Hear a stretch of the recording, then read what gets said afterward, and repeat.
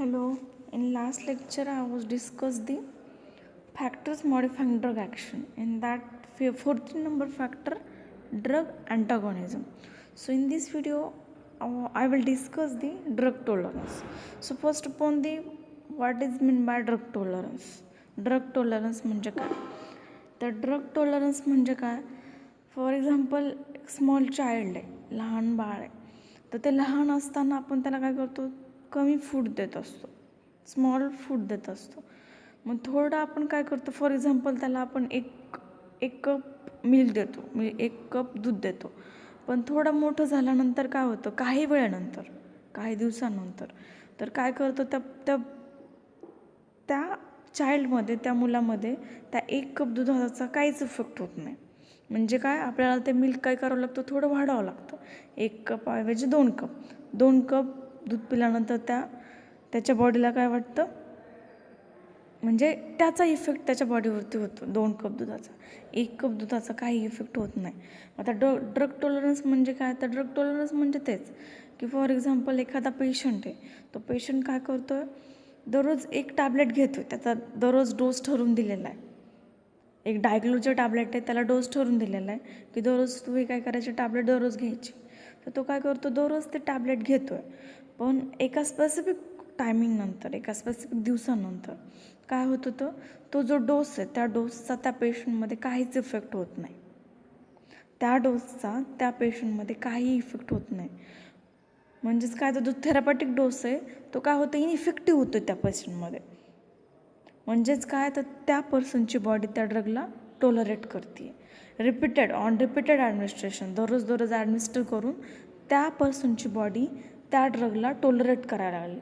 म्हणजे त्या ड्रगचा त्या पर्सनच्या बॉडीवरती जेवढा पहिला इफेक्ट होत होता तितका होत नाही. मग त्याला इफेक्ट भेटण्यासाठी काय करावं लागेल, तर आपल्याला तो डोस वाढवावा लागेल. जो आपण टॅबलेटचा डोस देत होतो त्या टॅबलेटचा डोस आपल्याला काय करावं लागेल, वाढवावं लागेल. त्यालाच काय म्हणतात, ड्रग टॉलरन्स असं म्हणतात. On repeated administration of some drug, म्हणजे काही ड्रग काय केल्यामुळे, पुन्हा ॲडमिनिस्टर केल्यामुळे, they may prove ineffective in usual therapeutic dose. म्हणजे ते काय होतात, दे मे प्रूव्ह, ते काय होऊ शकतात, इनइफेक्टिव्ह प्रूव्ह होऊ शकतात, की त्याचा काही इफेक्ट होत नाही. जेवढा थेरपॅटिक डोस असतो तेवढ्याच डोसमध्ये त्या ड्रगचा काही इफेक्ट होत नाही. कशामुळे तो पुन्हा. Next types of drug tolerance.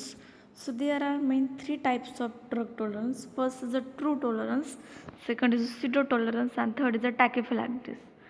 In true tolerance, it is also classified into 2 types. First is a natural tolerance and second is acquired tolerance. In natural also 2 types. First is a species tolerance, second is a racial tolerance. In acquired tolerance there are also 2 types. First is a tissue tolerance and second is a cross tolerance. So first is a true tolerance. In true tolerance, first is a natural and second is acquired. So natural tolerance, it is by birth. Natural म्हणजे काय, by birth, अगदी जन्मेपासून असलेला. तर त्याच्यामध्ये 2 types आहेत. First species, second racial. In species, आता स्पेसिसमध्ये काय दिलेलं आहे, स्पेसिस झाला, चेंज केलं, जर स्पेसिसमध्ये आपण चेंज केलं की त्याच्यामध्ये ड्रगचा इफेक्ट चेंज होतो आहे.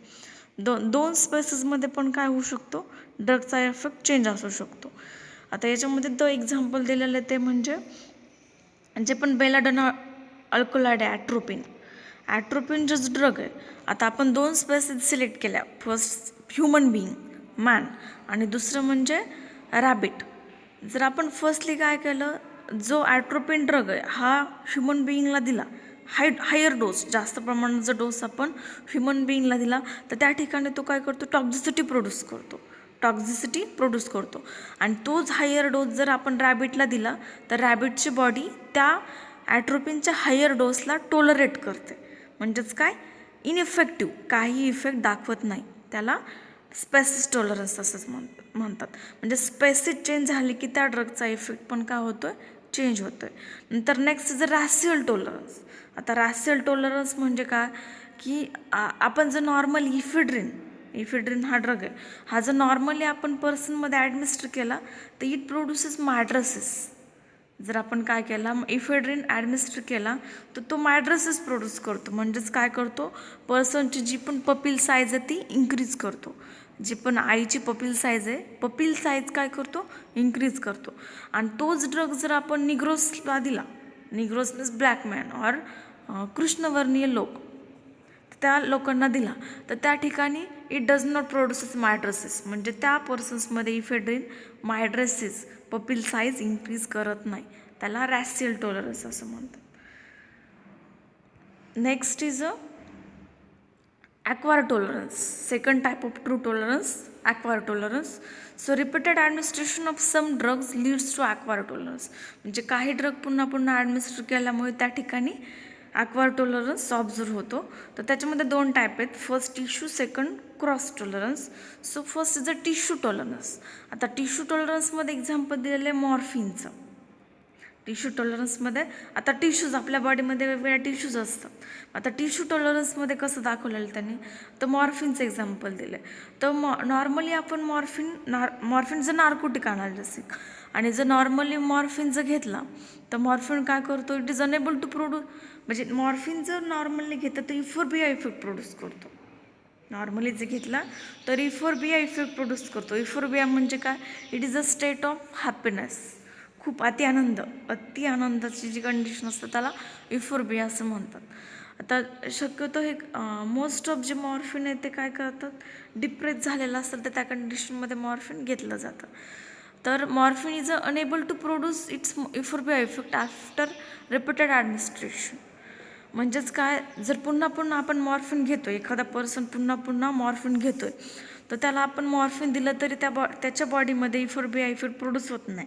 कारण कारण तो पुन्हा पुन्हा घेतोय. म्हणजे मॉर्फिन काय करते, त्या पर्सनच्या बॉडीमध्ये टॉलरन्स शो करतोय and thus require higher dose. मग त्या ठिकाणी काय लागेल, हायर डोस लागेल. नॉर्मली आपण जेवढा डोस घेतो त्याच्यामध्ये तर काय इफेक्ट होत नाही आहे.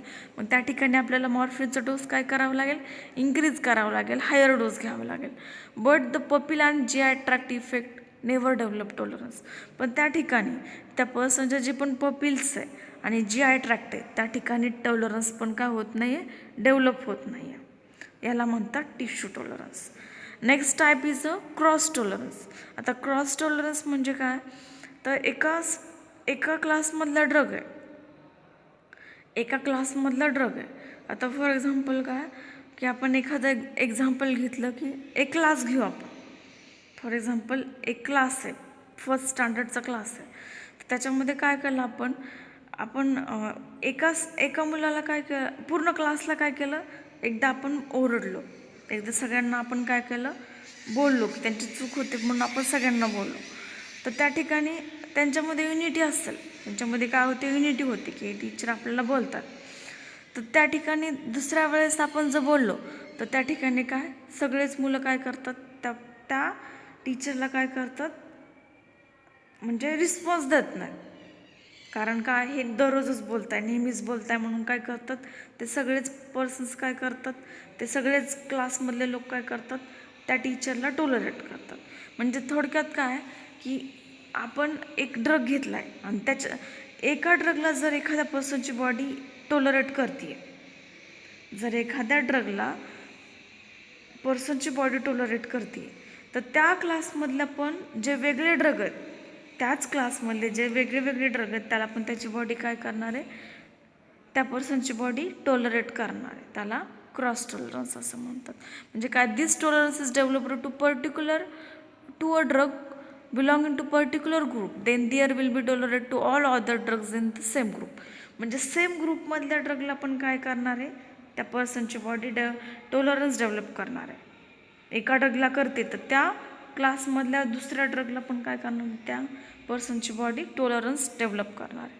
त्याच्यामध्ये एक्झाम्पल आहे, when tolerance is developed to alcohol. जर एखाद्या पर्सनची बॉडी अल्कोहोलला टॉलरेट करते, म्हणजे अल्कोहोलचा काहीच इफेक्ट होत नाही आहे, तर patients may develop tolerance for use of general anaesthetics and other CNS depression. तर त्या पर्सनची बॉडी अल्कोहोलच्या दुसऱ्या क्लासमधले जे पण ड्रग, अल्कोहोलच्या क्लासमधले जे दुसरे ड्रग आहेत तर त्याच्यामध्ये जनरल अॅनास्थेटिक्स देतात. मग जनरल अॅनास्थेटिक्समधले वेगळे जे पण ड्रग्ज आहेत, इथर आहे, क्लोरोफॉर्म नायट्रस ऑक्साईड किंवा बाकीचे जे पण ड्रग आहे, तर त्यांना पण जनरल अनास्थेटिक्सला पण काय करणार आहे, टॉलरन्स डेव्हलप करणार आहे. आणि जे पण सायनस डिप्रेसंट ड्रग आहेत त्यांना पण टॉलरन्स डेव्हलप करणार आहे. तर यालाच काय म्हणतात, क्रॉस टॉलरन्स असं म्हणतात. म्हणजे त्याच क्लासमधले एका ड्रगला जर बॉडी टॉलरन्स डेव्हलप करते, तर त्याच्या क्लासमधले जे वेगळे ड्रग आहेत त्याला पण त्या पर्सनची बॉडी टॉलरन्स डेव्हलप करणार आहे. Next is a pseudo tolerance. Second type of drug tolerance is a pseudo tolerance. आता सिडो टॉलरन्स म्हणजे काय, observe only in oral route. जर फक्त ओरली जर घेतो आपण टॅबलेट, कॅप्सूल, सस्पेन्शन सोल्युशन, तर त्यालाच फक्त काय होणार, या ठिकाणी सिडो टॉलरन्स ॲप्लिकेबल आहे फक्त oral route. Observe only in oral route, फक्त ओरल रूटमध्ये ऑब्झर्व होतं. When small dose of poison is taken repeatedly, tolerance to it is developed by GI tract.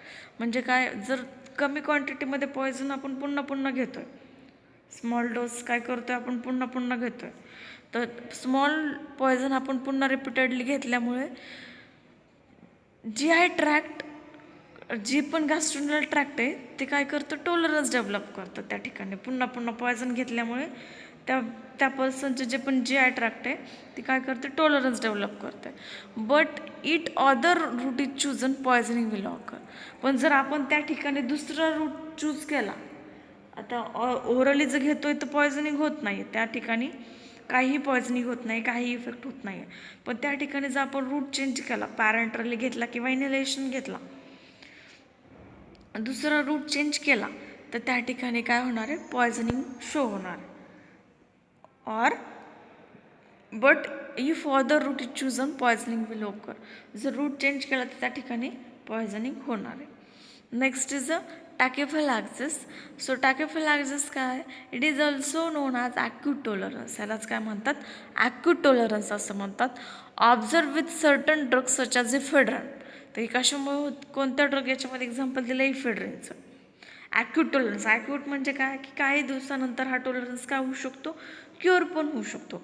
म्हणजे आज जर समजा एखाद्या पर्सनची बॉडी आज टॉलरन्स दाखवते, पण काही दिवसानंतर त्या पर्सनची बॉडी टॉलरन्स दाखवणं बंद पण करू शकते, त्याला ॲक्वायर टॉलरन्स असं म्हणतात. ॲक्वायर म्हणजे एका छोट्या कालावधीसाठी, की पुन्हा काय होऊ शकतं, ते रिकवर होऊ शकते, टॉलरन्स पुन्हा बंद होऊ शकतो पर्सनचा दाखवायचा. So it is called as acute tolerance. Observed with certain drugs such as ephedrine when administered repeatedly at very short interval, and the pharmacological response to that drug decreases. मग याच्यामध्ये example दिलेलं इफेड्रिनचं. तर आपण काय करतोय, का शॉर्ट इंटरव्हलनी इफेड्रिन एखाद्या पर्सनमध्ये add करतोय, ॲडमिनिस्टर करतोय. तर इफेड्रिन काय करणार आहे, एका स्पेसिफिक टायमिंग नंतर काय करणार आहे, टॉलरन्स दाखवणं बंद करणार आहे. आधी टॉलरन्स दाखवते, पण एका स्पेसिफिक इंटरव्हल नंतर काय करणार आहे, टॉलरन्स दाखवणं बंद करणार आहे. त्याला टॅकेफिलॅक्सिस असं म्हणतात. So thank you.